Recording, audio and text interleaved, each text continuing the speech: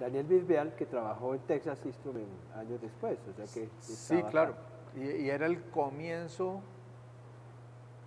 digamos, muy tímidamente el comienzo de los minicomputadores, que era el famoso Texas 990 que se volvió 990, que vino importante después. aquí en el sector empresarial De de acuerdo. medias empresas, fue muy importante aquí en Colombia. De acuerdo. La orientación de la ingeniería, ¿cómo era en esa época? Era computer science, más o menos, lo que se veía. Era, pues, mi manera de verla desde ahora, tal vez era un cóctel relativamente bien dosificado entre computer science, sistemas de información y ese enfoque cibernético que Ernesto Lleras impulsó con tanto y Fernando Navas impulsaron con tanto ímpetu en ese momento. Pero digamos era una mezcla de las dos. En el 78 tal vez, Camilo Rueda y Jacques Toublier, un cooperante francés, le dieron un impulso grande a la parte de computación. Camilo en la parte de computación formal, de complejidad de algoritmos y inteligencia artificial, digamos, esa rama que estaba recién llegado a MIT, y Jacques en la parte de sistemas operacionales modernos, sí, y claro, computación, digamos, de alto rendimiento moderno. Claro. Yo creo que marcaron un rumbo interesante. Ya era una influencia de Francia. Empezaba la influencia, sí, empezaba la influencia de Francia porque ya la primera generación de Pepe Abasolo, Alberto García, Pacho Rueda, ya habían regresado de Francia, que ellos estuvieron en Grenoble. Fueron los primeros que estuvieron en Grenoble.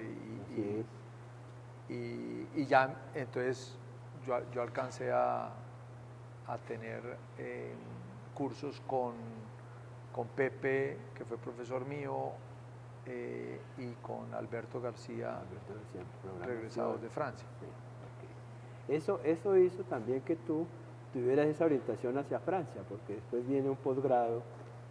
Sí, digamos que yo tuve mucha suerte. El privilegio de cuando estaba terminando el pregrado, la maestría, tuve como tenía dos posibilidades, una de un Research Assistant en Estados Unidos y esta beca del programa de becas con Francia. Y me pareció que era como más chévere Europa, por la... había una influencia. Había una influencia que comenzaba y un poco como la idea de que la cultura, que la vida era más rica en Francia, no en Francia, en Europa.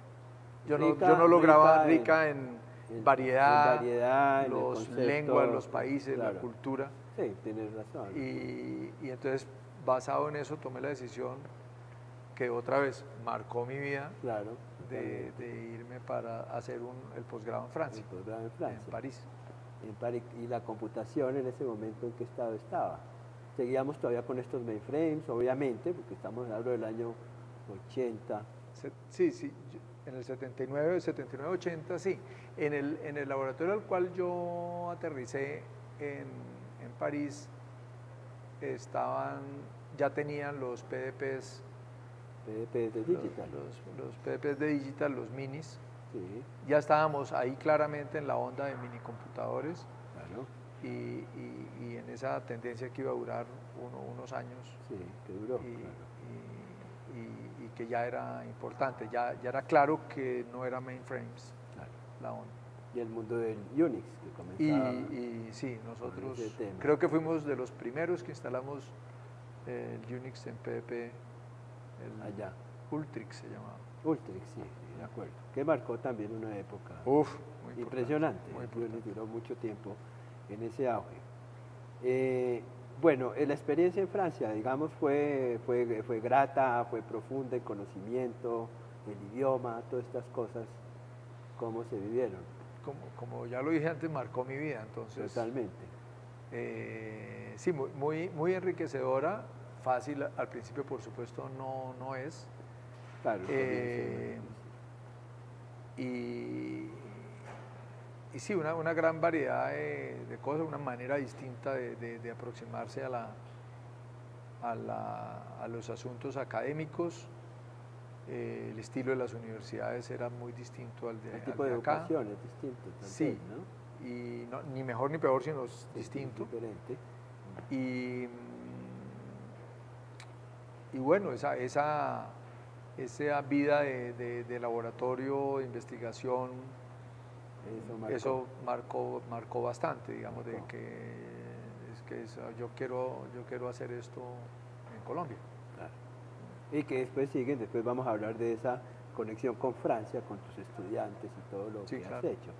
En esa época, año 80 a 83, apenas había salido el microcomputador, el PC de la IBM. Está marcando también un cambio muy fuerte, porque al llegar a los Andes vemos que entras en el tema que probablemente ha sido tu mayor fuente de trabajo en tu vida académica, que es la computación gráfica, que en esa época no era tan fuerte, no eran muy fuertes los computadores, o cómo estaba, a no ser que fueran los PDPs o estas grandes máquinas, ¿no? ¿Cómo estaba la universidad en ese tema en ese momento? ¿Cómo se veía la computación gráfica?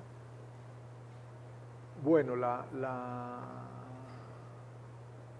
digamos, lo que yo hice en el laboratorio en Francia, en el ENSTA, estaba muy orientada hacia la parte de diseño asistido por computador, donde por supuesto la computación gráfica es muy importante. Claro. Todavía muy en el mini computador, las primeras pantallas gráficas especializadas estaban ahí, las primeras a color las probamos en el laboratorio allá. Y entonces yo regresé a los Andes en el 83 y estaban desempacando unos micros nuevos que se llamaban Televideo, de una marca. Ya habíamos tenido una sala Apple, de los primeros Apple. Ah, bueno, ya había un inicio. Ya había un inicio. Aunque todavía no estaba Windows como tal. No. No había el mouse. Se había lanzado, tal vez. Estábamos en esa cosa. Y yo creo que nosotros en el segundo semestre del 83 hicimos el primer curso de computación gráfica que se había puesto en el currículum en la revolución, que fue muy computer science, orientada hacia computer science, que se hizo como en el año 81, 82 aquí en el departamento, ahí está la mano de Camilo Rueda, de Jorge Phillips y de Roberto Pardo. Claro, perfecto. Claro. Es como ese trío trinámico. Ese trío trinámico, y Camilo muy orientado al tema de la música también. Ya empezaba Camilo a composición musical hacer, a través de tecnología. Sí, ya empezaba esas técnicas de inteligencia artificial, dirigirlas hacia la síntesis de música. Exacto. Entonces estaba el curso de computación gráfica, entonces llegué y se dictó el curso de computación gráfica acá y las prácticas se hacían en esos televideos a un nivel muy casi assembler, claro, para hacer las gráficas. Si era put pixel y get pixel. A eso iba, como tu corbata. La corbata me quedó pixelizada. De tanto tenerla al lado del computador. No sé si son 4 bits, creo que son. Sí, esos son poquitos bits, de acuerdo. Porque era un comienzo muy rudimentario, todavía rudimentario, comparado con lo que tenemos hoy. Claro, obviamente, ¿no? Claro, pero digamos que era como el principio básico de lo que tenemos hoy, pues, pero hoy tenía... ¿Qué aplicaciones podrían darse en esa época en computación gráfica? interesante, digamos. No era muy experimental todavía. Era experimental. Lo que hacíamos nosotros era muy experimental y muy de formación de estudiantes, pero hicimos, por ejemplo, con Mauricio Bravo, el primer modelador 3D que se hizo en micros acá, fue su tesis de pregrado, y ya era una cosa como el AG 3D, interactivo, claro, interesante, editores de circuitos electrónicos, por lo que es algo 2D, pero de complejidad grande, se hicieron en esa época, la primera época, antes de, con las primeras de color, con la complicidad de Bisbal, de Daniel, otra vez en el año 86, por ahí, 85, 86, empezamos a hacer unas aplicaciones para la industria textil que después hicieron un impacto, tuvieron un impacto muy grande. Claro, sí. Hubo un Premio Nacional de Informática, si no estoy hubo mención de honor. Mención de honor. No, pasó un pedacito. Sí. Pero recuerdo mucho que fue una gran expectativa de esa aplicación, claro. Fue muy interesante esa experiencia que nació aquí en la universidad con proyectos de grado de alguien que, por ejemplo, Miriam Luisa Díaz, que es hoy la líder de la parte de arte, informática y arte en el departamento de arte de esta facultad. Ella fue la que hizo el proyecto de grado. Ella fue y está. Conmigo el primer prototipo en televideo. En televideo. Se hizo el primer prototipo para la industria textil. Claro. Y con base en ese prototipo, después hicimos un desarrollo más industrial, más profesional, que duró como unos 15 años en el mercado era realmente de punta en su momento. Ahora, yo encuentro un tema por esos años que me parece muy innovador, que era el tema de interfase hombre-máquina. Claro. Que viene a hablarse como estado del arte mucho después, me parece a mí, porque apenas estaba comenzando esta problemática de la interfaz con el mouse, con estas cosas, pero ¿por qué comienzan a pensar en ese tema de manera tan formal? Porque como yo venía de la onda del diseño asistido por computador, que las gráficas y la computación debe servirle a alguien para hacer algo mejor, por ejemplo, piezas de ingeniería mecánica, circuitos eléctricos, telas. Entonces es una labor hombre-máquina, ¿sí? O sea, es forzosamente interactivo, y entonces la calidad de esa relación de interacción hombre-máquina es central para el éxito del sistema de diseño asistido por computador, porque es diseño, el computador ayuda al diseñador a hacer algo. Claro. Entonces, la interacción está íntimamente relacionada con computación gráfica. De hecho, hablamos de computación gráfica interactiva. Claro, y tal vez nosotros en ese sentido sí le acepto lo de pioneros. Bueno, entonces vamos en computación gráfica interactiva y en esa parte que es fundamental, sigue siendo central. Del arte, sigue siendo central. Es fundamental, claro, el tema. Sí. Bueno, aunque el primer programa interactivo, qué pena interrumpirlo, Manuel, lo hizo Manuel Verástegui en el IBM 360-44 en la consola del System Programmer. Sí. Él hizo un programa para jugar picas y famas. Ah, claro, será. Y entonces, después de que terminábamos todo el trabajo del centro de cómputo, que era en batch, hasta como a las 1, 2 de la mañana, nos quedábamos con Nelson a jugar picas y famas. Claro. O sea, toda la infraestructura de la universidad dedicada a jugar picas y famas. En el computador. Que la consola era una máquina con bola. Era con bola. Sí, con claro, bola de las máquinas IBM. Claro, como las IBM. Claro, y nada pixelado, porque era puros. Bueno, pero fíjate cómo de ahí se inician los temas que estamos hablando. Veo el centro CEPAO de Francia desde el 80 y el 83, que parece que como si tuviera una relación, es un centro de investigación. Es el centro de laboratorio de investigación donde yo hice mi investigación allá, claro. Que tenía un aspecto, digamos, de aplicación, y ellos hacían prototipos industriales de alto rendimiento. Por ejemplo, los editores de circuitos, de los editores para diseñar los circuitos de los submarinos franceses nucleares se hicieron en ese laboratorio. Digamos que a ratos trabajé en ese proyecto, aunque era un proyecto militar, entonces yo como extranjero no podía trabajar en proyectos militares. Pero digamos, fue muy importante porque también fue una experiencia de vivir la investigación académica con la mirada puesta en la aplicación industrial. Entonces eso fue muy importante. Para mí fue una experiencia muy importante. Claro, que después va a marcar una pauta con los temas militares o navales, que luego hablamos de ese aspecto, ¿no? que vale la pena que lo mencionemos. Después viene una carrera dentro de la universidad de dirección de sistemas, la decanatura. ¿Cómo fue ese proceso? Es decir, ¿cómo uniste el meterte en una parte administrativa, ¿sí? Siendo una mente investigadora, ¿no? Porque esa es una mezcla difícil.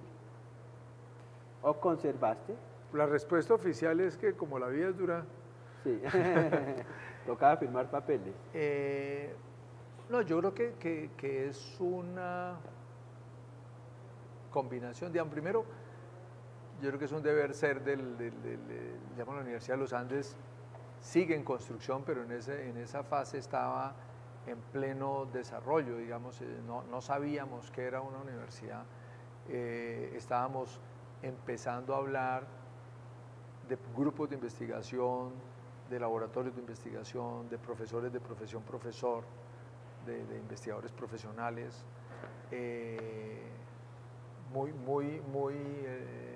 ese discurso de los grupos lo tenía mucho Ernesto Lleras en su momento, y digamos que yo inicié tal vez con esa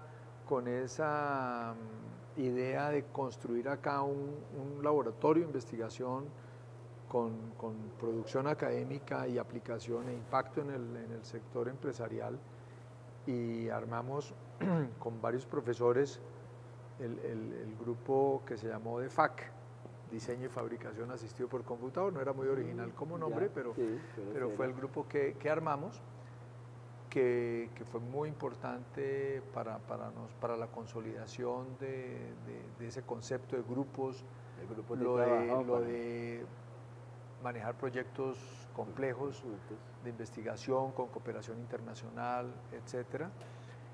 Y yo creo que es esa ambición, en el buen sentido de la palabra, de construir como un laboratorio de investigación en una universidad con pretensiones de primer nivel, lo lleva a uno a meterse un poco en la parte de toma de decisiones, de qué hacer, por dónde hacer, cómo hacerlo, con quién hacemos cosas. Entonces, por ahí en el 80, yo los números no me los sé bien, pero digamos como en el 85, armamos ese grupo de investigación, como en el 87 ya teníamos los primeros prototipos industriales, teníamos un proyecto con el apoyo de Colciencias en su momento muy importante, con una participación internacional importante, que se llamó PIDAI. Eso decían, sí. Pero ahí llegamos a tener 25 asistentes graduados de maestría, trabajábamos 6 profesores en ese proyecto, y fue un acelerador de la formación de una nueva generación de investigadores, que hoy en día una buena proporción son profesores, investigadores o profesionales de muy alto nivel, tanto en Colombia como en el exterior. Sí. Entonces yo creo que eso llevó a que por allá, como no sé en qué época fui director de departamento. 95, 94, 95. Como que tocaba. Sí, como que había que cumplir la misión. Y Alberto Sarria, decano de ingeniería, por allá en el 3, no, realmente no me acuerdo. Sí. 94 por ahí. O 95 ya. Yo tengo aquí 94, 95. Entonces, Alberto me dijo, mire, usted no ha terminado su periodo allá en el departamento, que los periodos aquí son de 2 años, pero yo necesito que venga aquí a la vicedecanatura para sacar adelante, para que me ayude a sacar adelante un proyecto que él tenía muy a pecho, de darle un impulso a la supercomputación y al impacto en la ingeniería nacional. Claro. O sea, cómo hacer para que la ingeniería se modernizara y pensara en grande y utilizara los grandes recursos de la ingeniería computacional en sus proyectos. Entonces, me uní al equipo de Alberto Sarria y montamos MOX, el centro de supercomputación, donde instalamos el CREI, el CREI J16. Y me metí en el tema de la organización académica, digamos, de una facultad de ingeniería, que es eso de los departamentos, la calidad, que es la calidad, con quién me voy a comparar, la acreditación internacional que muy oportunamente Antonio García había iniciado, la acreditación ABET, con la Asociación Americana de Escuelas de Ingeniería. Y entonces eso nos ponía un poco en ese escenario de con quién me comparo, qué es lo que estoy haciendo bien, qué puedo mejorar, todo ese rollo. Lo que enseñaba, claro. Y fue muy interesante. Y entonces, después estuve al frente de esa aventura. Yo creo que una aventura, una quijotada de alto rendimiento que hay que darle todos los honores es a Alberto. Digamos que yo le ayudé, pero digamos Alberto es el que la vio. Él la vio clara. Estamos un poquito prematuros para el desarrollo industrial del país. Claro. Ni siquiera Ecopetrol la vio, pero hicimos, y yo creo que eso influyó mucho en la modernización del pensamiento de ingeniería en toda la facultad. Claro. Estaba yo en esas, hubo el cambio de decano en ingeniería y el equipo de Rudolf Gómez, se le ocurrió que José Tiberio podía darle como un impulso a esto, ¿sí? Habría que preguntarle a él. Sí, y se inicia la etapa de la decanatura. Y entonces ahí yo me monté en ese potro de la decanatura, me retiré un poco del desarrollo empresarial alrededor del tema de CAD/CAM textil, en Infotec con mi amigo Álvaro Sánchez. Entonces yo me retiré para dedicarme completamente a la decanatura. Y bueno, pues iniciamos una labor con pretensión de modernización y de contribuir, a seguir contribuyendo a esa visión, por ejemplo, que tenía Alberto bastante clara. Y qué quería decir una escuela de ingeniería de alto rendimiento y qué había que hacer para consolidarla. ¿Y qué pasó con ese CREI, digamos, ese primer inicio, pues computación avanzada en el año 96, ¿sí? Hoy en día esa historia continuó, simplemente fue como una base para la transformación de lo que tenemos hoy en día? Yo creo que, digamos,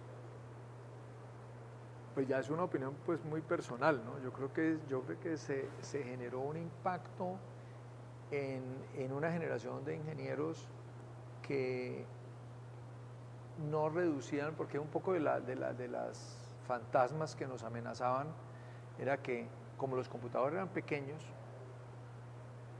los computadores personales, que eran los fáciles de manejar, ya eran fáciles de manejar, entonces y habían aplicaciones relativamente sofisticadas, pero la capacidad era relativamente pequeña.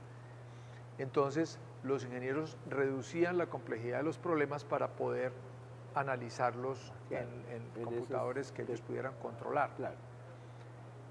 Nosotros andábamos en la campaña de que no reduzca los problemas, sino analícelos con la complejidad que tienen, sí, para que las soluciones que propongamos en ingeniería sean las de mayor impacto a largo plazo. Claro. Y entonces hubo una generación que algunos de ellos, o muchos tal vez, son profesores hoy en día muy importantes de esta facultad, como que creo yo, por eso digo opinión personal, como que les abrimos o les dimos el espacio para que ellos abrieran su mirada a esa ambición de los problemas complejos de la ingeniería de verdad, sí, ¿sí? De que no hacer ¿cómo se dice? Por ejemplo, una represa de juguete, sí, sí, y tratar de que más o menos es así, sino cómo modelamos el Guavio y cómo modelamos el Guavio con un sismo, claro, ¿sí? Claro. Y cómo calculamos qué tan la flexibilidad tanto de la montaña del talud como, claro, sí, como de la represa. ¿Y eso qué quiere decir? Hasta ahí llega mi cuento, porque yo no soy claro, especialista de esos temas. Cómo hacer dinámica de fluidos de verdad para los molinos de energía, de los eólicos, etcétera. Cómo hacer esa modelación de verdad. Entonces, cómo la computación no es para ingenieros de sistemas, sino la computación es para el mundo. Perfecto. Y en particular los ingenieros que cambiamos el mundo. Perfecto. Ese es un tema muy interesante, porque el impacto viene en que entra la computación en las ingenierías. Sí. La ingeniería civil, estás hablando. Seguramente la la industrial, seguramente la mecánica, la eléctrica, que marca una pauta también en la formación de esos ingenieros. Sí, claro. O sea, se integra que los pioneros de eso, es más la generación de Hernando Durán en eléctrica. Sí, claro. Los civiles.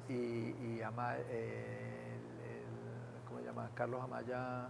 Carlos Amaya, sí. En civil, etcétera, sí, digamos. Sí. Nosotros retomamos eso y lo escalamos, y que nuestros problemas nacionales ameritan el uso de las mejores herramientas mundiales para ser analizados. Era un poco la visión de Alberto, otra vez, claro, dándole la internacionalización. Y la ambición, o sea, nosotros somos world class. Sí. Nuestros problemas necesitan las mejores soluciones posibles en el universo, no las que podamos hacer aquí con pequeñas. Como pequeño, ahí lo que alcance a hacer. Sino necesitamos lo mejor. Sí. Entonces hay que tener esa ambición. Y ahí vamos. No, pero ahora entiendo un poquito más por qué fueron 8 años de decanatura, ¿cierto? Con reelección y todo. Sí.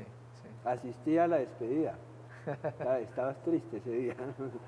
Fueron 8 las años. Dos cosas. Fueron 8 años de la decanatura. 8 años muy, muy interesantes.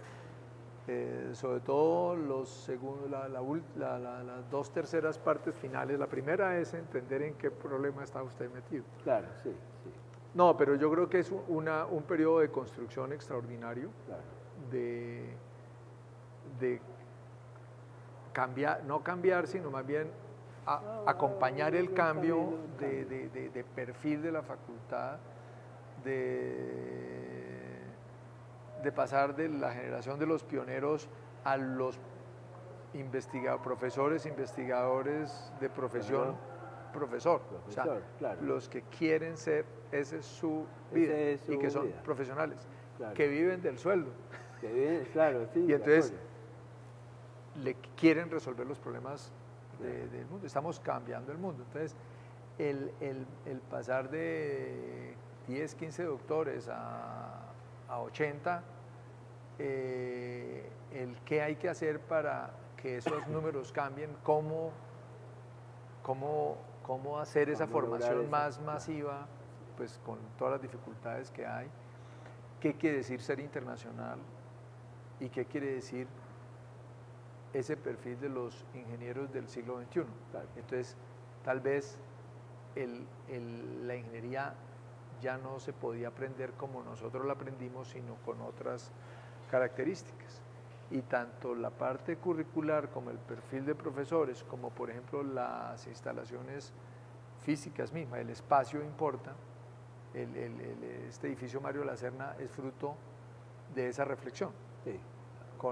por supuesto con la visión y el empuje de Carlos Angulo y Claro, un equipo que fue, maravilloso, sí. un equipo maravilloso aquí en la facultad, Bernardo Caicedo, Mauricio Duque, Rafael Gómez, que también es de sistemas, que están en la concepción de que esto, primero, nos merecemos lo mejor, 2, es posible, y 3, hagámoslo. Hagámoslo, claro. Y aquí está. Sí, claro. Eso es O sea, como que la el tema, diga, de satisfacción. los doctorados en la universidad comienzan por esas épocas. Sí, Es nosotros decir, ya ese, porque hoy en día en el todos 97, los profesores, en el 97 iniciamos el doctorado. 97. El primer graduando que tuvimos es hoy profesor ya titular, ¿Ya titular? ya titular aquí en Eléctrica, que es Mario Ríos. Ujú. Y estructuramos con el empuje de tanto de Álvaro Torres como de Alain Gauthier, que después fue decano, Claro, fue decano. en la formulación y consolidación del programa doctoral. Claro. Que había otros programas doctorales en Colombia, pero muy pequeños, digamos, de un estudiante, de 2 estudiantes. Sí, sí, no era Entonces, el nosotros grupo, lo concebimos, como el grupo completo. vamos a hacerlo en serio, Sí, y a nivel internacional. Entonces, con nuestra red internacional que nos habíamos dedicado a construir, lanzamos todo este sistema que tenemos nosotros de tener un coasesor internacional en todos los tesis doctorales, y pues yo creo que el resultado es interesante. Es interesante. Hoy en día tenemos ya 100 algo estudiantes egresados, debe haber 80, no sé el número. Es un logro impresionante. Y es claramente de nivel internacional. Claro. Y si uno mira, los muchachos van a hacer postdocs a cualquier lugar del mundo. Sí. Y yo creo que estamos haciendo un aporte interesante a la ingeniería nacional.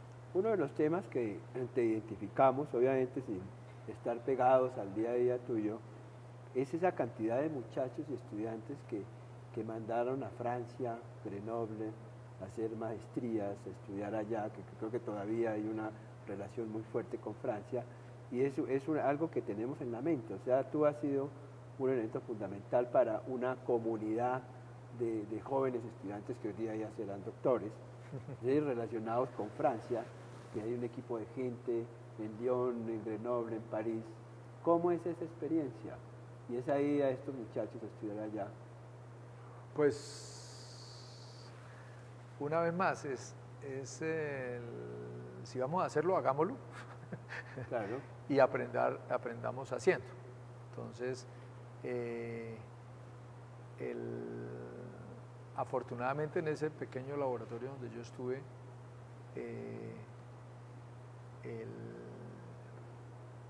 pues las cosas más o menos salieron bien, y yo invité en el año 85 al profesor Belvaux, quien fue mi director de tesis, acá a un evento de computación gráfica y sistemas de información gráfica que hicimos en esa época, y para que conociera a los estudiantes los proyectos que estábamos haciendo en esos televideos. Imagínate.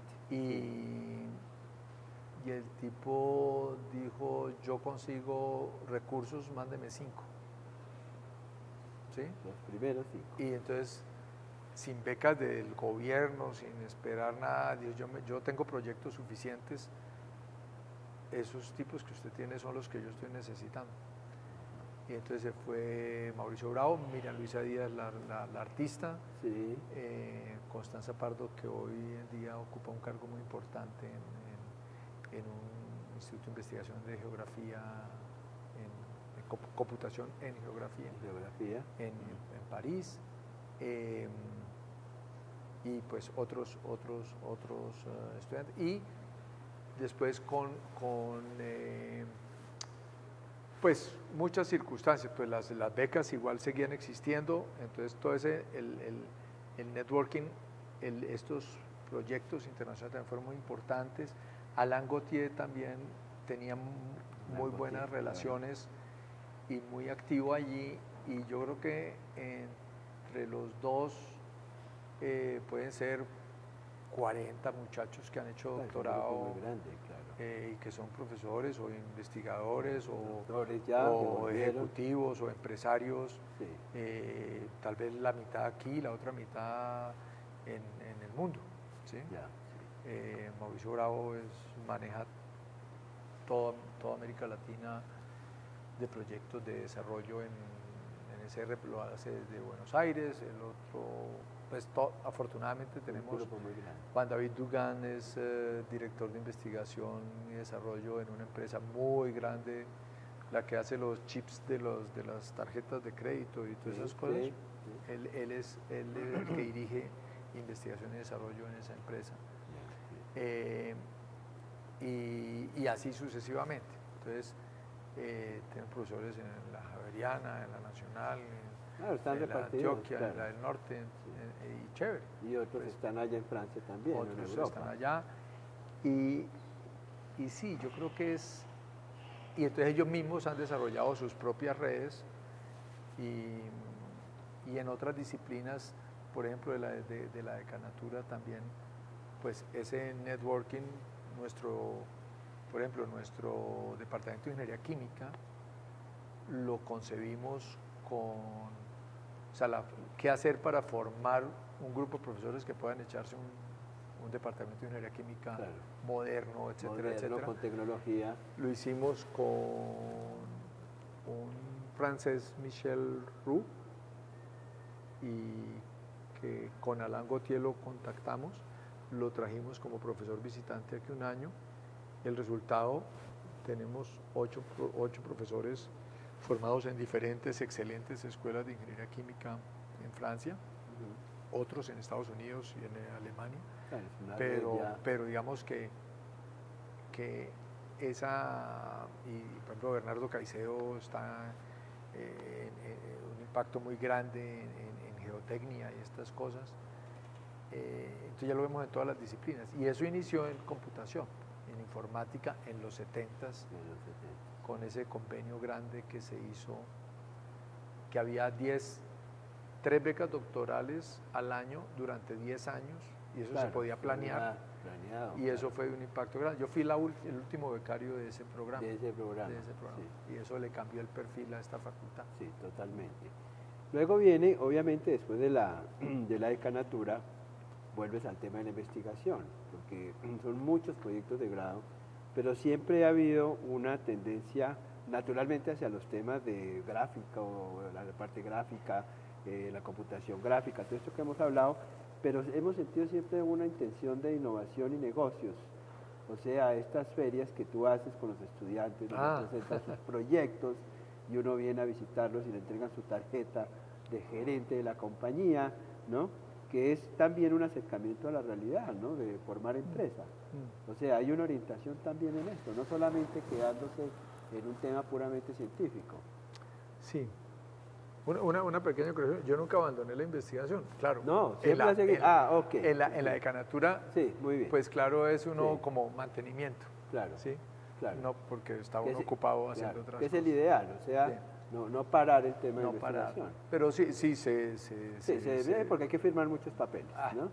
Sí, se vuelve uno notario ahí. Así es la vida, usted que sabe cómo es la cosa. Sí. Después yo volví a mi sueño de grupo de investigación, de laboratorio, de impacto, de proyectos que cambiaran cosas. Y sí, entonces está toda esta parte de procesamiento de imágenes, de computación visual, etc. el grupo fue enriqueciéndose, logramos que viniera Pablo Figueroa a encargarse de toda la parte de realidad virtual y juegos, Marcela Hernández en la parte de imágenes médicas, que es excelente, Fernando La Rosa en cuestiones de robótica interactiva, que hay cosas por ahí. Acá, sí. Y chévere, entonces ya menos solo empezamos a construir un grupo más consolidado, siempre buscando tener impacto. No es fácil. No debe ser. Al mismo tiempo, y tal vez esa periodo en la decanatura donde había que pensar qué es lo que van a hacer los ingenieros dentro de 20 años y cómo va a ser la vida profesional dentro de 20 años, porque uno está formando profesionales que van a resolver problemas que uno no sabe cuáles son, no existen, con sí. unas técnicas que todavía no se han Todavía inventado. No saben, así es, claro. Y nosotros somos los que les decimos cómo es la cosa, pues Claro. está difícil, entonces hay que pensárselo mucho. Y en ese pensárselo, yo tuve como dos influencias importantes. Robert Germinet, un gran amigo, director de una escuela de minas en Francia. Bueno, George Charpak, que también pues señaló una vara muy alta, y una escuela de ingeniería que iniciaba en Boston muy importante, que se llama Olin College, que yo tuve el privilegio de conocer los que, el señor Olin sacó un cheque consistente de unos millones de dólares importantes, y dijo, mire, yo tengo este potrero aquí en Boston, y yo quiero una escuela de ingeniería distinta. Yo ya me cansé de darle $1 millón a Brown, $1 millón a MIT, claro. $1 millón. Y eso es más de lo mismo. Sí. Yo quiero algo que marque la diferencia. Y, repito, tuve el privilegio de conocer a gente como Mark Somerville, que tenían ese encargo, unos muchachos pues, jóvenes de unos 30 años de las mejores universidades del mundo. Reunieron 10 locos de esos y dijeron, invéntese una escuela de ingeniería nueva, y aquí está la plata. Entonces, durante varios años trabajaron en pensar qué era lo que había que hacer, y pues había todas unas corrientes que se llama CDIO, de Conceive, Design, Implement. Concebir, diseñar, implementar y operar. MIT. Exacto, que eso inició con Aeroespacial de MIT, con claro, Chalmers, sí, en Suecia, y unas 5 escuelas. Y ellos crecieron eso y le dijeron, hagámosla de verdad. Ya. Porque las universidades viejas tienen el problema de que ya saben hacer las cosas de una cierta manera, y cambiar es difícil. Cambiar es muy difícil, claro. Entonces, ahí el tema de innovación se me quedó ahí en el cerebelo, de que el ingeniero nuevo no tiene por qué ser empresario. No es obligatorio. No es obligatorio. Pero si usted quiere jugar en primera división, sí debe ser innovador. Claro. O sea, el mercado le va a pedir cómo proponer cosas nuevas siempre. Claro. ¿Sí? Cómo mejorar, cómo hacer esto, cómo hacer esto. Y claro, eso va con la parte de emprendimiento también, pero innovación y emprendimiento en ese orden. Y saber ofrecerla de manera apropiada, que genera un... Y sobre todo el observar es muy importante. Sí. Entonces nosotros aquí en los Andes propusimos el OCDIO, o sea, está bien, yo compré el CDIO y le puse una O gigantesca, sí, antes, porque el aprender a observar es fundamental, porque si no usted se va a inventar lo que no es. Antes de concebir hay que observar para intentar comprender algo, ¿sí? Con mucha humildad, pero con mucha ambición al mismo tiempo. Y eso, sí, en las declaraciones que hicimos nosotros por allá en el año 98, 99, con Sombrero Decano es, no sabemos bien qué es lo que hay que hacer, pero hay que volver a esta gente más innovadora, más proactiva, más... Y sí, hemos trabajado mucho en esa dirección de entender qué hay que hacer. Claro. Y lo estamos, y otra vez, y lo estamos haciendo. No todo nos va a salir bien, pero learning by doing. Está funcionando. Y ese es un perfil muy importante. Ahí aparece una cosa que durante un tiempo, no sé si todavía está trabajando, es pequeños científicos. Sí, claro. Pues, no, yo no trabajo, yo. ¿No? Bueno, entonces esa idea de pequeños científicos que fue innovadora, sí. ¿Continúa? Sí. Sí, esa a mí me cambió un poco la vida y la concepción de la nueva Facultad de Ingeniería que hicimos está tremendamente influenciada por esa idea de pequeños científicos que viene, finalmente no es nuestra, esa viene de la Malapat que Charpak impulsó en Francia, que viene de, tampoco es francesa, también, o sea, que viene de algunas cosas que hizo muy importantes, que hizo Leon Lederman, también premio Nobel, en Chicago, y Jerry Pine en Pasadena, que es Caltech, y Karen Worth en Boston. Entonces, nosotros, al mejor estilo de los Andes, estudiamos el modelo gringo, estudiamos el modelo francés, lo pintamos de amarillo, azul y rojo y generamos pequeños científicos. Y mucho de eso, estos laboratorios que ve usted aquí en la Facultad de Ingeniería, esos corredores que no van a ninguna parte, sino que son espacios de encuentro entre la gente, el social building que decimos nosotros, está muy influenciado por las ideas que hay detrás de eso. Y en eso trabajamos mucho y el gran artífice de que sucedan las cosas es Mauricio Duque, que es profesor aquí en eléctrica y electrónica. Y nosotros, digamos, con el apoyo hicimos un triángulo ahí muy interesante que él recibió un premio importante por eso, digamos, de cómo combinar fundaciones de la empresa privada con el gobierno, porque no hay que reemplazar al gobierno, hay que ayudar al gobierno, y las escuelas de ingeniería en cómo mejorar la educación básica en ciencias y finalmente la educación en general. Hoy a las 9 de la mañana 110.000 niños trabajaron con pequeños científicos en 6 ciudades del país. ¿Sí? Pero, comercial ahí. No, Mauricio, digamos, yo no estoy haciendo nada de ahí, Mauricio es el que está liderando eso fuertemente, yo estoy pues siempre en la jugada, pero digamos que él es la locomotora. Él está liderando un grupo muy complejo de liderar y muy complicado de varias universidades y el Ministerio de Educación, donde la ambición es ahora dentro del rollo STEM de ciencia, tecnología, ingeniería y matemáticas. Pero bajo la misma filosofía, llamémosla así, cómo impactar el sistema de educación. Ahora sí, claro. Con Cecilia María Vélez intentamos y no lo logramos, con ella de acuerdo, digamos, por muchas circunstancias. Esta vez parece que se está haciendo un proyecto de gran envergadura para impactar, creo que son solo 85.000 maestros, es decir, eso multiplicado por 40, eso ya dan cifras consistentes.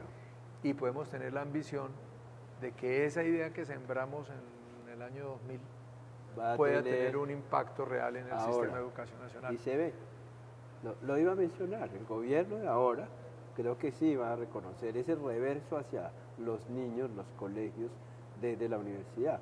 De tal manera que es un trabajo adelantado bastante grande. Es muy interesante y ahí sí otra vez Mauricio es fundamental y por supuesto yo no solo satisfacción, pero digamos que... Sí, pero muy bien. Mencionaste una palabra que te voy a hacer una pregunta de índole familiar. cuando hablaste del premio Nobel. Tu suegro es premio Nobel en física, ¿cierto? Él es francés, sí, creo. Sí. Es una pregunta porque no es común que uno tenga cerca en la familia un premio Nobel, ¿sí? ¿Cómo ha sido esa experiencia? Lo primero, convivir con él. George Charpak no está en mi hoja de vida. No, totalmente. El que se ganó el premio Nobel fue él, claro. Pero hablo de la experiencia. Lo demás todos son felices accidentes. Sí. La experiencia de vida, ¿no? No,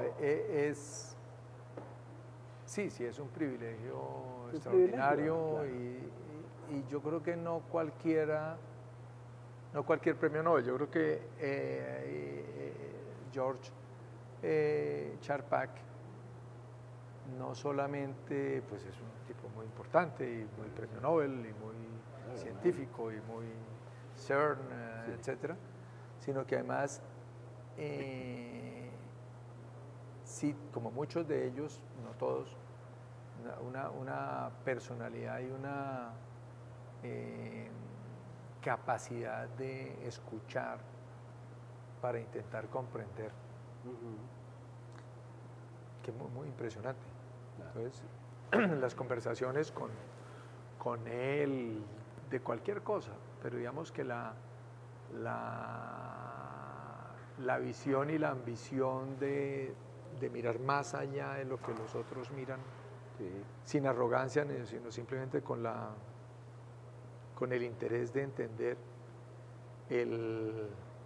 y una infatigable lucha para ayudar a proteger a la humanidad de los fanatismos, sean de cualquier tipo. Y en Francia, claro. En el mundo, sí, pero digamos de fútbol, de religión, de cualquier cosa que vaya detrás de un profeta, todo mal. Claro. ¿Sí? Y la amenaza que hay sobre la civilización es enorme, sí.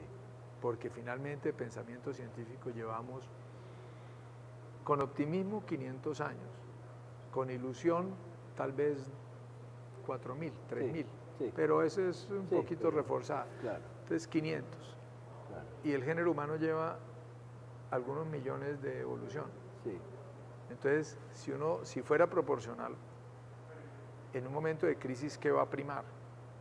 ¿La racionalidad y el pensamiento científico o la supervivencia y la violencia? Claro. Entonces toca cuidarla como eso, estamos en el embrión del pensamiento científico y de la civilización. Sí. No estamos en la cúspide, estamos entonces es muy frágil y toca luchar todos los días por eso la pasión de él con la mala pata y de nosotros con pequeños científicos está muy detrás de ese razonamiento. Sí, es y un también hay un extraordinario. poco, yo no diría de cósmico, porque probablemente los que tienen un MBA que se relacionan con los grandes presidentes de las empresas, pero tú terminas relacionado con un Nobel en física que tiene mucho que ver también con ese curso académico, que es muy interesante, digamos, aunque sea una cosa casual, si se quiere decir, pero casi siempre no es algo tan casual. Quería oírte eso porque es algo que siempre te había querido preguntar. Cuando hablamos de investigaciones, y obviamente vamos a ir como cerrando la conversación, hablar de los diferentes temas de investigación contigo es muy largo. 60 proyectos de grado, en doctorados y en pregrados y todo esto es una experiencia muy grande. Yo hice aquí unas señas y me encuentro con temas, por ejemplo, cuando hablas de sistemas urbanos, de cerebro, de analítica visual de datos de cerebro humano, tocamos el tema de navegación fluvial, que son unos temas que tienen que ver con las armas, digamos, y estas cosas. Y hoy en día con el Big Data, ¿no? Me encuentro también por ahí un trabajo relacionado con los gestos que puede ver con la gestal o estas interpretaciones. Pensaba yo de que está muy en el momento con el Big Data, donde trata de hacerse patrones, no solamente de los temas de texto, sino de los temas de configuración gestual y todo eso. O sea, una orientación de estudio del cerebro, de los temas médicos, ¿sí? Y también al mismo tema los temas urbanos, que de cierta manera puede ser como una especie de organismo. Pero simplemente quiero, como al hacer esa mención, que nos hables un poquito de esa orientación. Porque cuando vemos acá todas las aplicaciones, que seguramente ahora vamos a recrear en las cámaras, ¿no? Está la medicina presente de manera muy permanente también, ¿no? ¿Cómo se fue acercando a ese tema? Como dice usted, pues es un poco largo, pero, Sí, pero no, digamos que desde el principio, o sea, esa aproximación de ayudarle a alguien a hacer algo bien con computación, sí. que viene del diseño asistido por computador, que digamos que es como la base. Entonces,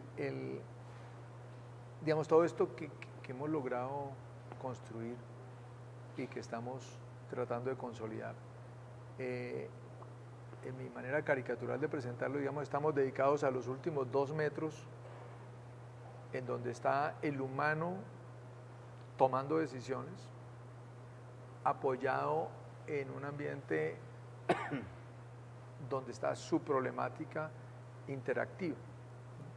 Entonces, donde los objetos que son de mi interés, puede ser la ciudad, no son inertes allá que yo los estoy mirando, sino que están vivos.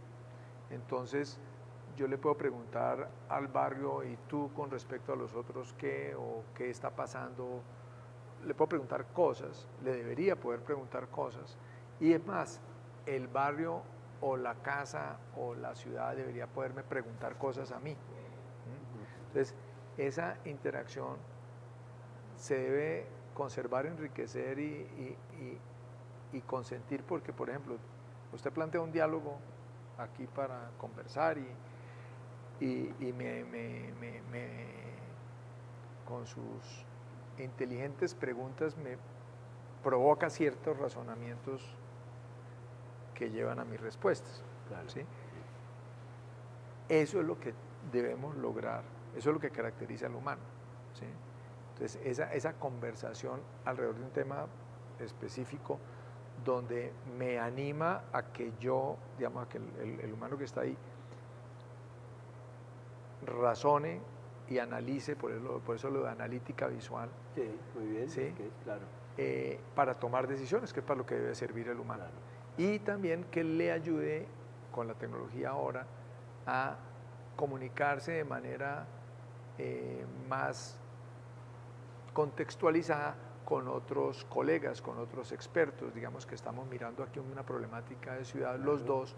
Usted lo mira, por ejemplo, desde el tema de movilidad y yo lo miro desde el punto de vista comercio. Sí, entonces, a mí me interesa que las mercancías se muevan rápido y que yo no sé qué, y a usted le interesa, por ejemplo, la seguridad vial. Claro, exacto. Entonces, cuando yo tomo aquí una decisión, o el peatón, usted dice, ojo, que eso me está afectando mis... Claro. Y podemos conversar los dos apoyados en esta visualización, claro, que está adaptado a tus intereses egoístas de análisis, sí, ¿sí? Y a mis intereses egoístas de análisis, pero es un solo objeto de, claro, preocupación. Sí. Entonces, yo escogí hace unos, ya va a ser 10 años, los sistemas urbanos y el cerebro. Sí, es que porque en mi arrogancia digo que eso se parece mucho. Sí, ¿sí? Muy bien.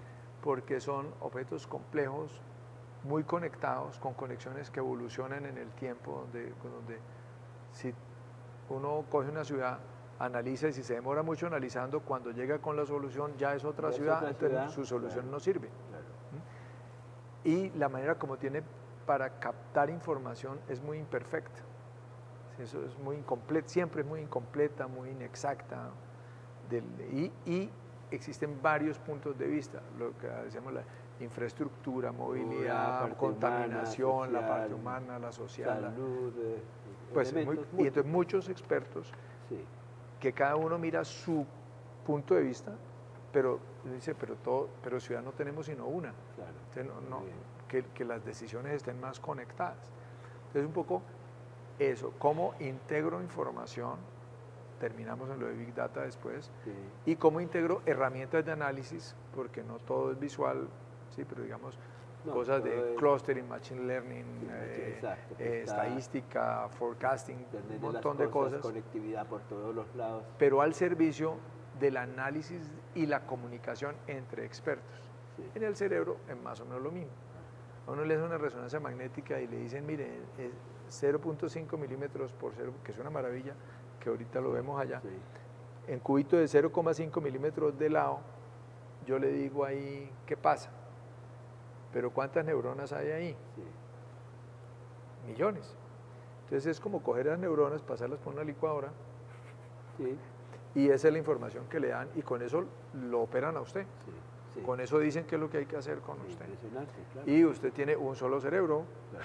Sí, si no, no Entonces, que puede- el neurofisiólogo diga una cosa, que el psicólogo diga otro, que el anatomista diga otro, que dice la usted, yo intervención, apenas ¿cuál va tengo a uno. ser? Claro. Entonces, ¿cómo mejorar la capacidad de análisis de ese grupo de expertos Sí. y cómo hacer que con computación visual, ¿visual por qué? Porque el humano tiene un puñado de neuronas más o menos, así como una libra de neuronas, dedicadas a procesar la información visual. Es una máquina de procesar información visual extraordinaria. Entonces, ¿por qué no la aprovechamos? Claro. Píntemela y yo se la coloreo. Claro. Sí. Muy bien, muy bien. Esto nos da para una cosa muy larga, pero La creo vida que es dura. de aquí fuera de nuestra conversación van a salir muchos temas en relación con las universidades, con Unidades, Uniminuto, en lo que hacemos, porque creo que esto nos va a dar para unos foros relacionados con este futuro de la computación, ¿no? Claro. Vinton Cerf acaba de decir hace 2 semanas, le da terror el Internet de las cosas, ¿no? Cuando entramos al cuerpo humano, el computador, y lo vamos a controlar, y vamos a configurar el marcapasos con un El fuego era algoritmo, peligrosísimo. ¿no? Sí, claro, sí, exacto. Entonces, pero es la discusión, nosotros lo llamamos sociedad transformada, ¿no? Que tiene que ver con la vida, de esa integralidad que tú ves en el tráfico de la ciudad, y Claro. luego la llevas a un organismo que es el cerebro, etcétera, da para unos temas que van más allá de la simple computación, por decirlo Claro. claramente, ¿no? Bueno, yo creo que con esta conversación hemos dado ese vuelo por la experiencia tuya y el impacto hacia el medio. Yo he descubierto en estas charlas, Tiberio, primero que en general todos los pioneros entrevistados son gente muy sencilla, digamos, en su manera de ser, y muchos no entienden dónde impactaron, ¿no? Más bien el impacto lo vemos desde afuera, ¿sí? Y tú realmente has tenido un impacto a nivel de la educación, como lo hemos visto acá, sin haber podido ver todos los elementos que van a hacer una gran contribución a este programa, que lo van a ver estudiantes, profesores, bueno, gente que esté interesada en este proceso, y que no se nos quede la historia de la computación sin esta apertura, ¿no? Hacia afuera, que se conozcan los procesos que ha habido. Agradecerte pues No, un rato al esta contrario. conversación. No sé si quieres comentar algo así como de cierre. No, y pues vamos terminando nuestra entrevista.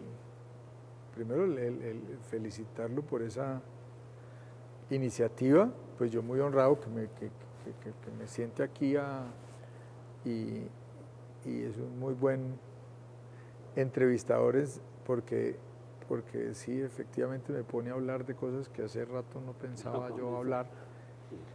Y no, muy interesante, y yo creo que la computación como la ingeniería es para contribuir al bienestar de la sociedad.